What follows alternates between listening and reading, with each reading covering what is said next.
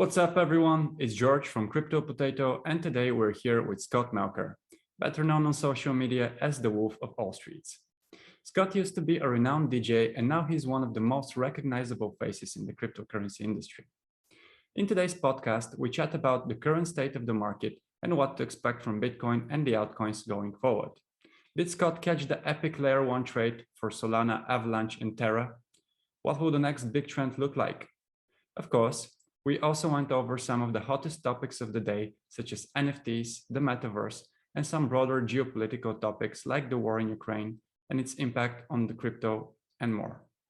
If you enjoy our content, please make sure to hit the like button, subscribe to our channel with the notification bell so you don't miss on any new videos coming in the future.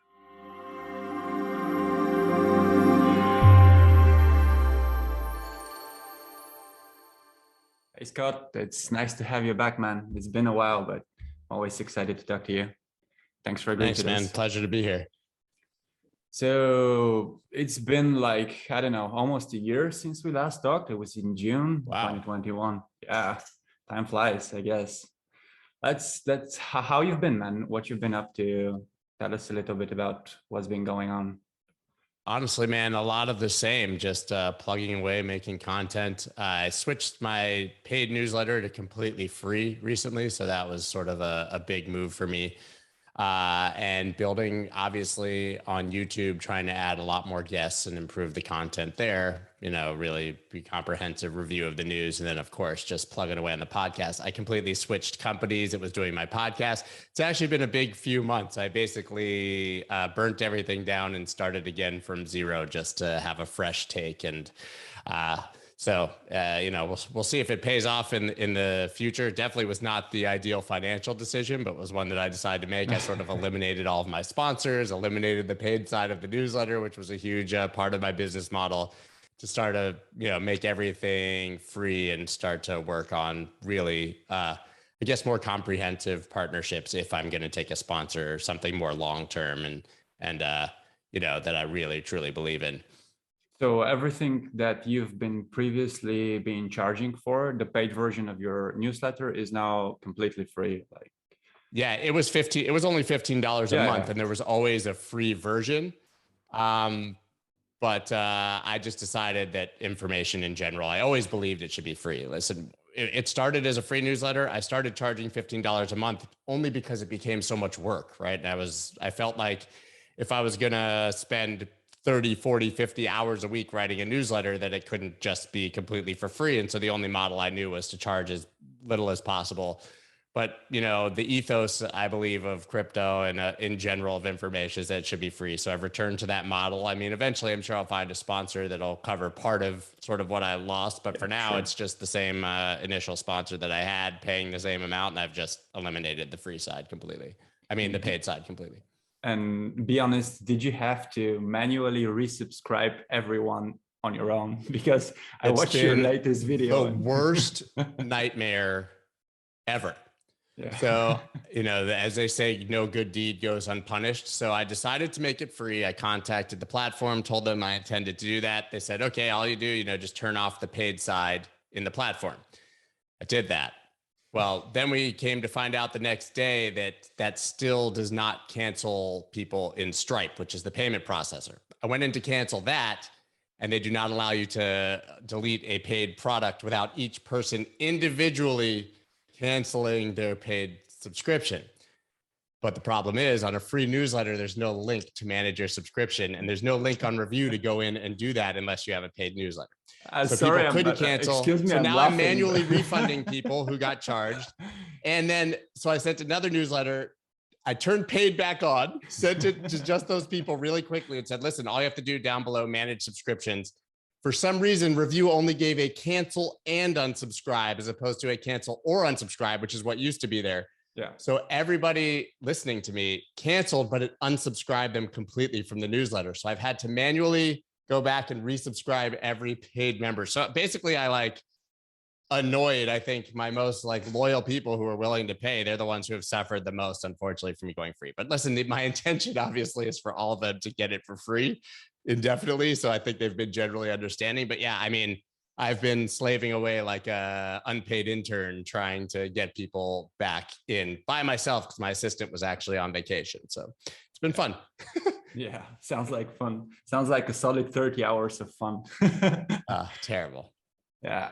Okay, so last year when you were here, it was in June. So Bitcoin had dropped about 50% from its previous all-time high. In 10 days. In 10 days, yeah. And people were talking about the end of the bull run, the end of the world coming. Are we in a bear market? You correctly pointed out, as far as I remember, that it's very important in these types of situations to zoom out, to make sure that you're not just looking at, let's say, the weekly or the daily, but to zoom out, to look at the bigger picture. And you said that, correct me if I'm wrong, but I think you said that you didn't believe that this was the end of the bull run back then. And fast forward a few months, everything blew up. Bitcoin, it's like 69K, Ethereum above 4K. We had the runners of the altcoin seasons, Solana, Terra, and Avalanche going absolutely parabolic. And now we are here and we're back like to 40K. I think in my view, we've been ranging between like 33 and 45 for as long as I can remember. Feels like forever, even though it's not been so long, but it feels like forever. So let's unpack a little bit. Where are we compared to, how does it feel to you compared to last year when we had this drawback? It's really interesting because there's a lot of similarities, but also a lot of differences, right? So last May, we had a very clear FOMO sort of top, right? Meme coins were running like crazy. NFTs were on Saturday Night Live. Musk. And then we were hit sort of all at the same time by China going offline, which, listen, we knew that would recover from that, but that was a legitimate, actual fundamental narrative. What will happen when 50% of the hash rate disappears? Of course, the energy debates, Tesla deciding not to accept Bitcoin, all these things sort of happening at one time. And so we had this, and then honestly, a lot of that also had to do with the vaccine came out, in April, May, and everybody just went on vacation for the summer. They'd been pent up in their houses for over a year. And I think last summer was just low volume, nothing happening because I think people were getting on with their lives. Bitcoin, as I said, had crashed. Listen, it went from 65 to like 30 in 10 days, ranged for the entire summer, but only went down to like 28.6 at any point in that range, right? So it basically put in effectively its low in that first 10 days, right? So then we ranged and of course had the next run. But when you really zoom out, we've been around 42K for 14 months, right? January 6th or so, somewhere around that 2021, Bitcoin hit a high of 42, running up from 20. And we were at that same price a year later. All the price moving above the range up to 69, down to 28, all of that basically just came back to 42. And that's where we're sitting right now as we're talking, literally 42,000. I think it's 42,017 as we're talking, right? And so this time, we have the Fed. That was sort of the main argument and the correlation to other markets that's obviously temporary, but when people go risk off. And then Ukraine was invaded by Russia and we have a war. So I would say that there's a lot more global uncertainty here. Last summer, we were dealing with a crypto FUD uncertainty. Now we're dealing with legitimate macro problems. We're faced with the potential of a recession, faced with the potential of, a 30, 40% drawdown in the stock market. So I would say I'm more cautious here. I don't think Bitcoin's dying, going to zero, none of that. In fact, for months, I've been saying, I think we'll just chop sideways endlessly. Bitcoin crashed from 53K to around 42K on December 4th. On December 5th or 6th, I tweeted this just sideways channel through like March or April. And I said, get ready for this. I didn't know it would happen, but my instinct was that was a turning point in the market and we weren't going to get much clarity for a long time. And that's sort of what's happened. Now, listen, I thought that range would be above 42K and we obviously dropped to 33. So I was incorrect, but basically just sideways chop. But that said, I don't see a reason to be panicked on macro. It's the same exact approach in that way, right? You zoom out, it's going to be completely fine. If you look at the history of wars, you look at the history of Fed tightening cycles, they've all turned out perfectly fine if you zoom out over a year, 2 years, 3 years, even less, right? I think there's been 12 tightening cycles since 1950s, maybe 12. It's either 12 or 17. And only one of those has ever had the market underperform for a year after, right? And then you sprinkle in midterm elections this year in November, which means that if the incumbents want to win the election, they can't allow the stock market to crash. So I don't think that the Fed will be so aggressively hawkish, at least at the end of the year, right? Because they want to win the election and keep their jobs. Kind of funny how that works. I'm not that concerned, I just would say there's no reason to be aggressively doing anything at the moment. Just if you're dollar cost averaging and you're investing, keep doing it. But this is an untradeable market to me, and just sit on your hands and wait a few months, maybe. Do you see any potential catalysts for both scenarios for breaking above and below set range? Right. I mean, listen, the catalysts to the downside are pretty clear, right? I mean, what we've been seeing in legacy markets, nickel pulling, 400, 500% moves, oil trading at 130, stock market dumping, Fed tightening. There's a lot of fundamental reasons that if there's a major risk off move, I don't believe Bitcoin is generally a correlated asset, but when everything drops at once, Bitcoin is obviously going to drop with it. So I think we have a lot of potential catalysts to the downside. To the upside, I would say there's quite a few, but most of them are unexpected. I think we're going to see more nation state adoption, right? We have rumors that Honduras and even Mexico might make Bitcoin legal tender. Rumors about things happening in Malaysia. We just saw it in Ukraine. Fundamentally, everything continues to be bullish for Bitcoin, right? And I always talk about there's a very big gap often between the price and value of an asset. So I think that the price is suppressed, but the value has only increased, right? You never hear about anyone adopting Bitcoin and then turning back and saying, I was wrong, I hated it, right? It only goes in one direction. So more nations, I would say potentially a spot ETF would be incredible, but I really don't see that happening personally. And I'm an investor in Valkyrie, which is one of the futures ETFs. And what I hear is that nobody expects a spot ETF to really be approved under Gensler and the Biden administration. And honestly, I think a catalyst to the up or downside could be regulation, depending on what kind of regulation we see, the tone, and whether it's reasonable or not. If we get sensible regulation, nobody wants it. But if we get sensible regulation that says, listen, you can innovate here, you can invest in these assets, they're not securities, have at it. I think that could be a huge catalyst to the upside, because that would give big money more confidence to come into the market. Right. It's funny because last year, we talked about the energy concerns, the ESG standard and all of that. And now it seems like nobody cares about that, at least not on crypto Twitter. But then, we also have the MIKA Act that was voted against, I believe, last week or a couple of weeks back in the EU Parliament. But what I noticed was that it was voted 30 to 22 for / against. So 23 members of the Parliament actually voted for this bill. And do you think that's something that we should be a little bit concerned about? Because it's not a blow off win. It's obviously it came down to 7 votes or something like that. So that entire thing was very strange because if you remember the infrastructure bill in the United States, the entire crypto community worldwide absolutely panicked, went into action, called their senators, called their congressmen, froze this huge bill for 5 days because of one sentence about crypto. And the language that was being proposed in Europe was actually much more aggressive and threatening. And it seemed like nobody was talking about it, right? But what was interesting was that until Sunday of that week, that language was there. And then actually it was reported that on Monday, it just wasn't there when the bill was proposed. So the most aggressive language was already taken out. So I don't think we get an accurate assessment of what the vote would have been with the most threatening language still in it. But it's a lot to unpack there and it's very confusing. I would say we always have to be concerned right now, right? It's sort of like the old saying, right? First they ignore you, then they, then they fight you.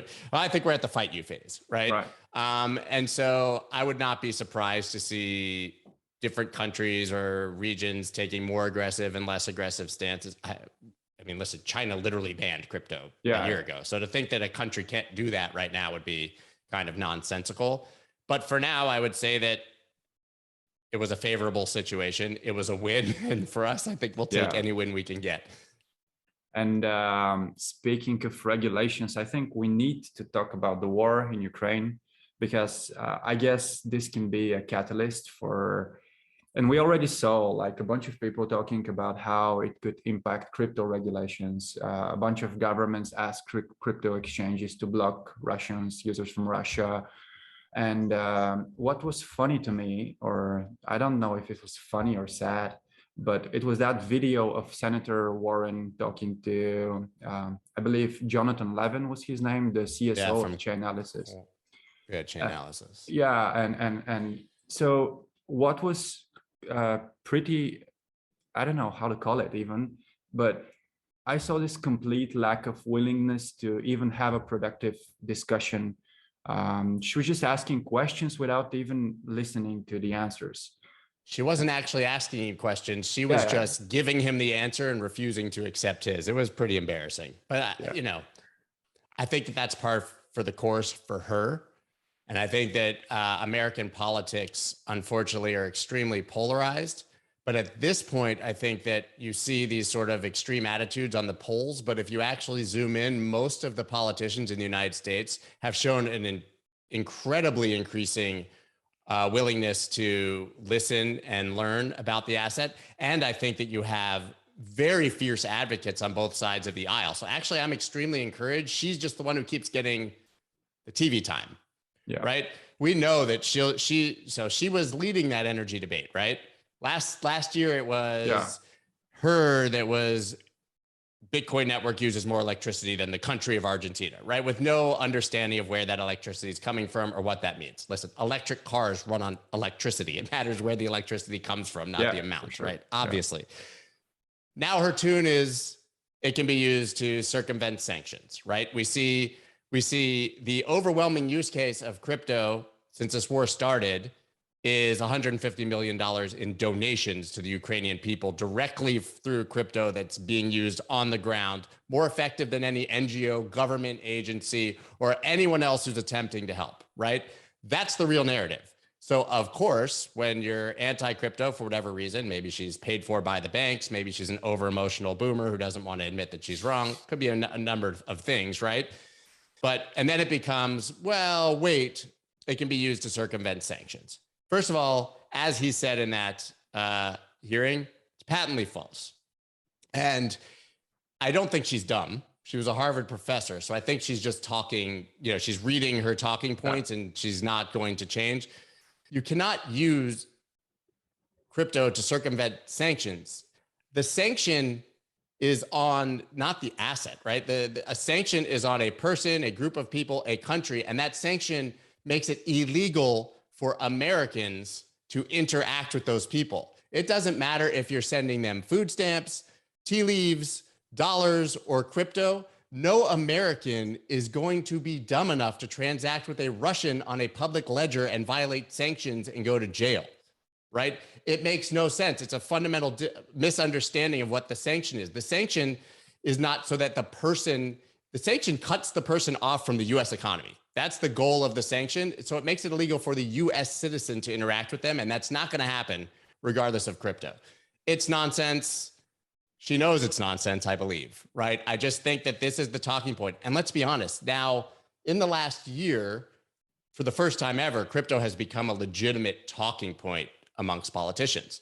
There's 60 million people approximately in the United States who have at least some exposure. I'm not saying all of them care, right? They're not going to be one issue voters on crypto. But there's 60 million people who at least don't want to see this asset regulated away to where something they invested in goes to zero because of the US government, which is not going to happen. But I'm just saying that's the feeling. And so politicians now are forced to take a stand, right? And either you're going to be the old person who takes a stand against the future, or you're going to be smart enough to realize that either being just somewhere kind of in the middle or saying, yeah, I support this in a reasonable manner is going to get you votes. So she's going to shoot herself in the foot. You can notice there's really not that many of them. Her, Brad Sherman, Mongoose Coin, Cobra Coin guy. There's not that many people who are really aggressively talking against it. And I think that's because other politicians are realizing that they're going to be on the wrong side of history if they do. She's really making a big mistake.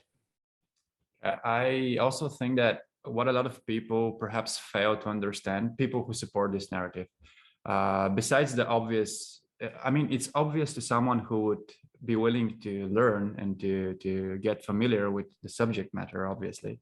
But when we cast aside the technical issues of using a public ledger to essentially transact with illegal proceedings, whatever they may be, there is not enough liquidity, as Mr. Levin from Chainalysis reviewed. There is simply not enough liquidity for a state like a sovereign state like Russia to completely bypass sanctions imposed by the EU and by the US and by pretty much every Western country on the world. But the other thing that I think people should be aware of is that Bitcoin, it's incredibly hard to use Bitcoin anonymously, right? Like I've been terrible for criminals. Yeah, I've been in this space for, I don't know, for many years. I don't even know how to do it, right? So when I interact with Bitcoin, I go through a KYC. I use a crypto exchange. Sure, I take custody of my coins, but like, if you want to transact with Bitcoin anonymously, you need to go through some sort of a P2P deal, I assume, or to run the coins through some mixer, which is incredibly technical. I mean, it's not so easy to do. And extremely low volume, as you said. You just can't mix that much Bitcoin that it would be meaningful for a nation. I mean, that was her entire talking point. She kept saying it over and over and over again. I'll take it even a step further for an American. If you choose to be compliant with the IRS, which I do, even if it's completely anonymous and nobody knows what your wallet is, you still have to report every single one of your transactions to the United States government, or risk down the road, not only, being in violation of KYC or AML or one of those things, but literally being in violation of tax or having tax fraud. So it's just, nobody's taking that risk just to send Putin a couple Bitcoin, right? It's just not happening. Right. Yeah, I like this phrase, send Putin a couple of Bitcoins. Sounds funny. 3 here, 4 there, whatever. Yeah. He's probably the richest man in the entire world. Actually, CZ is probably the richest man in the entire world, it would seem, but Putin's close. What do you make of CZ's push to settle in the Emirates? What do you make of Dubai pushing so many regulations to become a very progressive pro-crypto kind of regulations?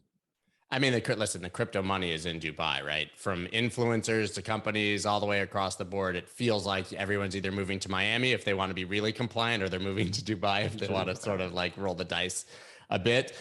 So it's interesting. I think you have these sort of two different approaches to the same problem, and you're seeing them from Sam and CZ, right? Yeah, FTX and Binance. So Binance, I loved how CZ sort of described their approach.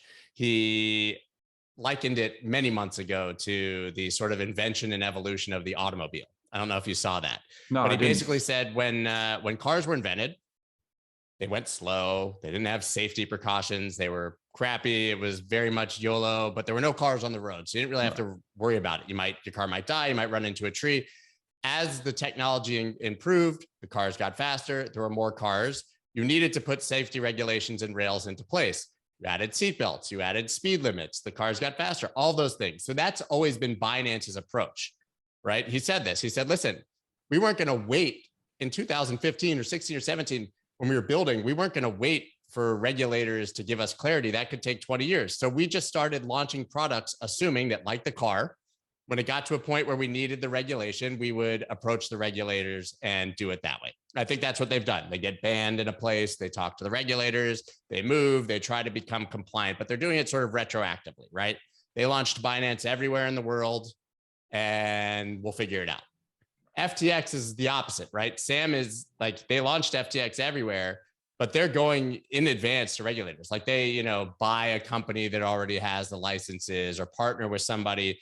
Right. You could trade on FTX in the EU, but that didn't stop them from going and launching an EU compliant platform in advance. They just did the same in Australia, right? People could trade on FTX in Australia, but now there's an Australia compliant FTX that's ahead of any problems with the Australian government. So I think maybe because FTX came later and had the benefit of seeing the problems that Binance had, they're approaching it differently. But I think CZ is probably doing everything in his power to, make them completely compliant with regulators. I mean, you think about the level of that challenge, the amount of lawyers and accountants and consultants that you have to go to not only every country in the world and become compliant, but then go into those countries like the United States, and go to every state regulator and try to figure out how to be compliant. It's a massive, monumental challenge, especially when you're already completely out there. But what I found so amazing anecdotally when I talk about their wealth, that Forbes article came out and said that CZ was worth about $95 billion, I believe. And it said, we haven't counted any of his crypto. Yeah. And CZ said that more than 90% of his net worth is in crypto, meaning that he's worth $1 trillion. Yeah. It's crazy. And he's by far, he makes Bezos and Musk look like poor people if you do the math. And it's really astounding. And he's doing it wearing shorts like 90% of the time. This guy never puts doing pants. it. He gives himself haircuts because he doesn't want to waste 30 minutes of his life. I mean, but that, like look at Sam. Yeah. Sam's worth 30, 40, 50, 70, who knows, $1 billion. And he sleeps on a beanbag behind his desk and sometimes showers and eats Cheetos, right? And every time I talk to the guy, literally he's like sitting in the same chair, no matter what time of day, what time of night, his beanbags behind him. And he's, he doesn't care. Guy probably doesn't buy anything. He wants to give all his money away, right? That's his goal. So just different breed of human, I think, to build on that level and be so utterly unconcerned with the wealth. Right. Yeah, I completely agree with everything. When you talked about Sam, the first thing that popped into my mind was that picture of his shoelaces when he was on the congressional hearing, when it was a complete mess. But yeah, at the end of the day, none of this matters. I mean, it's. But to go back to your previous point, by the way, talking about Elizabeth Warren and all of that, we had these congressional hearings for years where the entire tone was exactly like Elizabeth Warren in that recent hearing, right? CEOs of exchanges would show up and the Congress people and senators would just talk down to them, tell them what was wrong with it, and not ask questions. That hearing where Sam's shoes were a mess was the turning point. They were legitimately, if you watch that, they were legitimately asking questions and trying to understand. So I think that that's what I'm saying. Like maybe Elizabeth Warren hasn't, but I think most of them have moved on, realized I want to get reelected. This is an important point to my constituents. So I'm going to ask the questions and try to understand this asset. So I really do think that that was the turning point. You sort of talk about it. And so it's worth noting that I think we're in a much better environment in that regard. Yeah.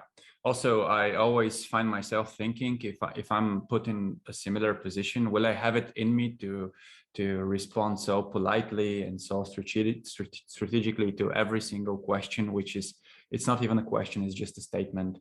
Props to the big CEOs of the bigger companies. Incredible. Where, yeah, I mean, well, I think they realize, as hard as it is, they're speaking for literally hundreds of millions of people, right? I mean, every word that they say could put the entire ecosystem at risk. It's a really major responsibility. Yeah. And speaking of Sam, I don't think we can speak of Sam without talking about some altcoins. Did you see what's going to happen with Solana, for example? Because I get the feeling that Solana was the first layer one that exploded in 2021, and everyone was talking about Solana.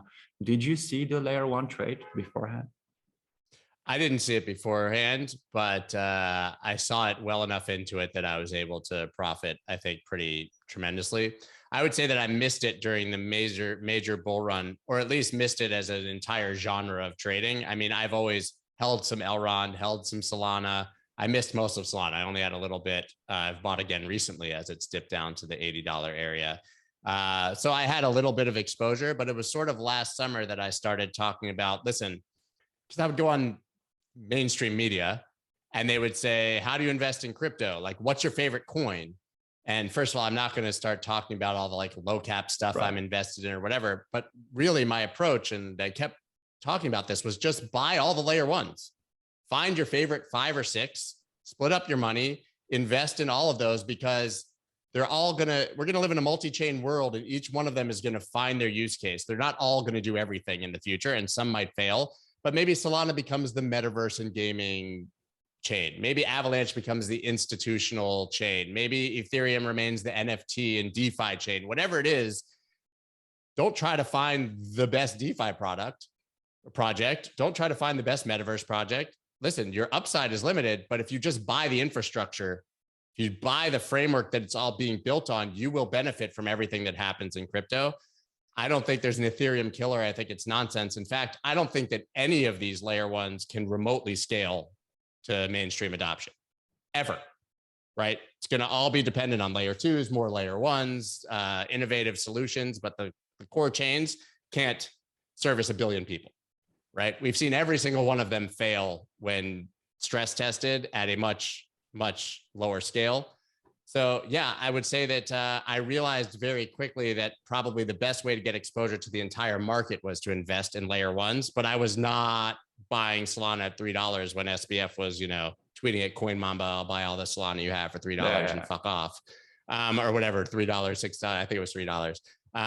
No. And listen, if Sam said that, I should have bought as much Solana as I could possibly find at that moment. He's not going to go pour on a coin, right? So, yeah, I think it's totally fine not to be ahead of every single trend, right? If you can find a way to invest and trade it. So I've done very well just buying those layer ones, even when they were up many multiples.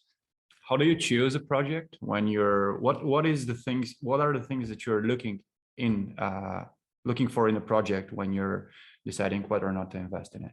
So imagine I'm someone who's looking for not a financial advice, of course, but just like some tips. What things should I be looking for when doing my own research and deciding whether or not to invest in project X? Right. I mean, I have the benefit of generally having access to the teams. I can talk to the CEOs, just being honest, right? And so, or the things that I look at always come through a trusted and vetted source, right? Somebody who I trust tells me about a project, says, you should look at this. But in general, you want to see obviously active development, right? If you're techie enough to go to GitHub and dig into that, I'm not, but that's a great place to start. I would say community is huge, right? And not community as in spamming under every single Twitter comment, like a real robust community where people are talking and building and are excited. Of course, I mean, market cap, right? The larger the market cap, the more stable and less likely it is to go to zero, sort of the network effect. And then of course the team, like if you really have I rarely give examples, but everybody in the world knows I'm a huge fan of Elrond. Right. I've had Benjamin on my podcast multiple times. I've been talking to them since it was ERD and it was 15 sats, right? We didn't even trade it in USDT. I just fell in love with their team and thought he was an inspirational leader. And I was like, I think that's why a lot of people love ADA or Charles Hoskinson, and everybody has their reasons, right? I was introduced to him years ago. I was like, this guy thinks exponentially. He's a genius. I just want to invest in him. Right? That's really how I felt. So if it's this or he comes up with something else, I just believe this guy will succeed. And so I was a huge fan from the very beginning, just because I met him. So I think you should be able to tell who the legitimately smart people who are building and believe in humanity and exponential growth versus the people who are just trying to grab your money. But maybe everybody doesn't have that. But I think that those are the things: active development, robust community, great leadership. I think also it's important to stress that these being able to tell these things apart comes with time. So because a lot of my friends are coming to me and they're with absolutely no prior exposure to crypto, and then they expect some sort of fully fledged solution is just buy this and get rich. But I think that being able to tell good projects from bad projects requires time. So you need to understand what's going on. So a lot of newcomers don't have this. Right, but that's why they should just do what we were talking about earlier. Stick to the top, 15, 20 coins. Yeah, there's clear which ones are meme coins and jokes and which ones have legitimate development. I mean, listen, I would buy Elrond, but I would own Bitcoin, Ethereum, Solana, Avalanche, Elrond. It's really not that hard. You just the ones that are having the most Matic, Polygon, the ones that are the most hyped and have the most development. And that doesn't take that much research to find the 5 or 10 best. Yeah. One thing that we definitely did not talk about in June was the metaverse. because I don't think back, Crazy. yeah, no one was talking about the metaverse, not until at least Facebook rebranded and this whole thing was blown out of proportion. I also think that NFTs weren't that popular back then because That was it right was, when it started. yeah. So I think the Bored Ape Yacht Club was launched the month before that. So yeah, there was no hype. Are you in the middle of all this? Are you following certain projects when it comes to NFTs and stuff like I that? follow apes because I have FOMO, and every day I almost click the buy button and then I choose not to. That's just one that got away from me. But I believe that's a fundamentally sound project. You own the IP of the ape. For someone like me who was in music for 20 years, I feel like I could buy an ape and then do something with it in music. I'm never going to go DJ clubs again. I'm 45 years old, but I could have like an ape that goes and DJs or produces music and kind of find an identity in the metaverse. I totally get that. 99% of the knockoffs, the pinky penguins and the turned up tortoises and the fucked up foxes or whatever they all are, zero. I think they literally go to zero. They're useless, like probably worthless. So I have not really gone down the cartoon route. I feel like I missed the punks and the apes, and everything else to me, I'm not educated enough to know what has that community or the actual value. I buy art. So my friend Micah Johnson has a character called Aku. And so I've collected the entire collection of Akus. There's 10 of them. I didn't get the first one, that there's only a couple, but 1 through 10 of the story. And I'm also invested in his business from the back end, which, they're Hollywood movies, pretty huge stuff that they're going to be doing with it. Otherwise, I think I'm more of just an observer. Like I said, I think that if you're going to invest in these NFT projects, you have to be spending 40 hours a week understanding and digging in, just like we talked about. And I don't know how to do the fundamental analysis on these NFT projects like I do on, say, Solana or Avalanche, right? And so I've missed a lot of it. But going back to what you said, it's incredible to look back to last June, and we were still only talking about Bitcoin, really, right? Yeah. These things were launching, and you go back to the beginning of 2021, and think about what we were talking about. It was MicroStrategy, Tesla, institutional adoption of Bitcoin, what would happen with Bitcoin, a little bit of Ethereum talk, but Bitcoin. And by a year later, literally the narratives in crypto had gone from meme coins to NFTs to metaverse. And I hate to say this because I'm a huge Bitcoin fan, but nobody was really talking about Bitcoin. Now I think it's coming back a little bit to it. But your average person thought of crypto, thought of NFTs on Saturday Night Live, the metaverse, Elon Musk and Doge, right? That's sort of where the narrative, with or without us, shifted.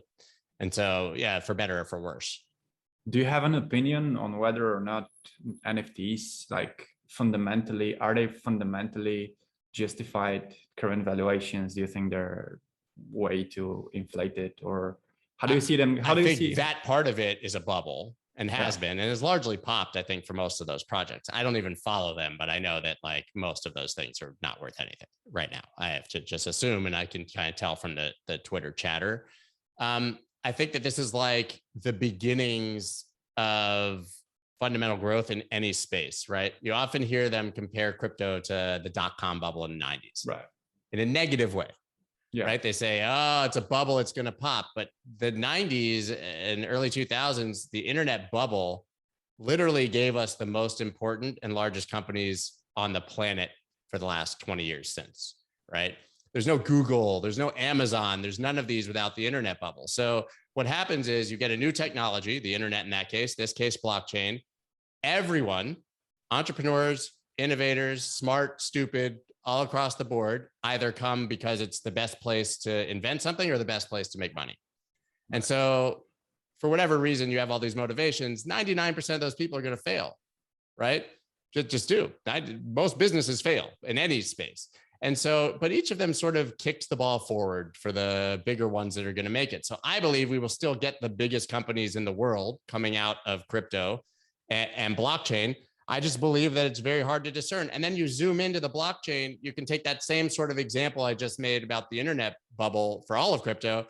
And then you can do that in DeFi, in NFTs, in metaverse, in layer ones, whatever it is, right? You zoom in and say, okay, now within NFTs, 90 something% of this is going to fail, but the rest of it will be the underlying technology of everything we do in the future. So NFT cartoons are generally really stupid.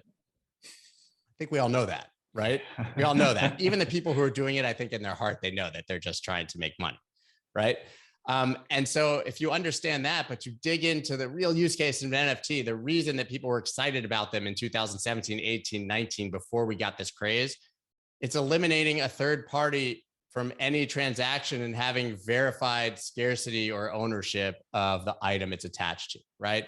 So when you start thinking about why do I need escrow and a bank and an agent and all these things to transfer my mortgage from one person to another, or the title of my car, or anything that I own and want to sell to you, that there's a toll collector or third party in the middle for no good reason except for verification, which is in the NFT already, or just because they want to collect a toll on the transaction.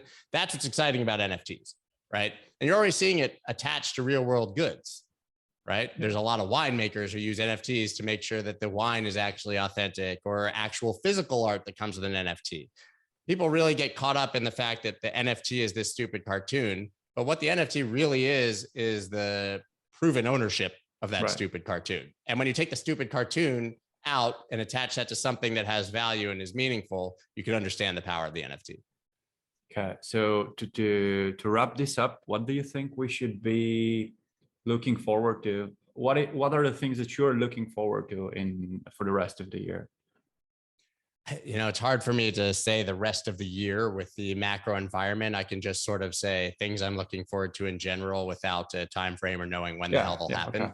I think that we will see, as I said before, we never go backwards. So I think that we'll see continued adoption of crypto by nations. I think we'll see additional institutions pouring in. We just saw Goldman Sachs do their first OTC transaction. Listen, with Galaxy.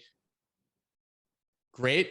I mean, I don't want Goldman Sachs in crypto. It's great that it makes the number go up. We can get into the ethos of crypto and whether we want institutions here or not, but we will see continued institutional adoption, which will continue to probably push the price forward. Just might not be the best thing for the little guy who wants to use it. And then I think from there, I'm just really excited to see each of these genres that we've now had these first hype cycles on, NFTs, metaverse, DeFi. I'm excited to see, now that those bubbles have sort of popped, to see what comes out of it, the best companies in innovation. And I think we're still in the very early phases of all of those. I'm very excited to see what layer 2 solutions come in to help those scale. As I talked about, I don't think any of them can scale. So we're going to be dependent on new innovation to bring it to a billion people. And I'm very excited at the idea of the things I haven't even thought of yet, because I wasn't even thinking that much about the metaverse or NFTs or those things a year and a half ago, right? So me saying those will still be the things we're talking about in a year would be irresponsible, because a year ago, like you said, we were talking about completely different things. So I'm really curious as to what's going to spark our attention and sort of take it forward. Listen, I hope the meme coin craze is done. I hope that NFT part is done and it becomes more serious. But I'm sure, knowing crypto, that we're going to find some way to gamble on completely nonsensical assets in the very near future. And that'll probably be fun for most of us. Well, I really look forward to chatting with you, perhaps maybe in 7 or 8 months again. Until then, can you tell our audience where they can find you? First of all, you coming to Miami? I'm not sure yet. Not sure yet. Well, if you're going to be there, we'll connect in person. We're going to Paris. And a lot of people are saying that. Yeah. You're not coming to Paris, I assume? I got kids, man. I get one trip. Yeah. I try not to be the traveling dad. Man, you're getting alarmingly good with that. Your extraing skills are getting like alarmingly good. One shot, one kill on the golf course. I was at this golf course and there was an axe toss right in the tree. It was fun. Go practice in the backyard. Okay, so can you tell us where can people find you? Just check me on Twitter at Scott Melker, and basically everything is linked there. I have my YouTube channel, also Scott Melker. I'm there at least, there's about 7-8 pieces of content there every week. The podcast, of course, the Wolf of Wall Street's podcast is on Spotify, Apple, everywhere else, and YouTube. And then all of that links back to my newsletter. So I basically have the newsletter, YouTube, and podcast, and I'm just constantly trying to educate and keep people updated on the crypto space. But it's all linked back to my Twitter. Scott, once again, thank you, man, for agreeing to this. It's been a blast as always. So I will do this anytime, man. I love it. Thank you.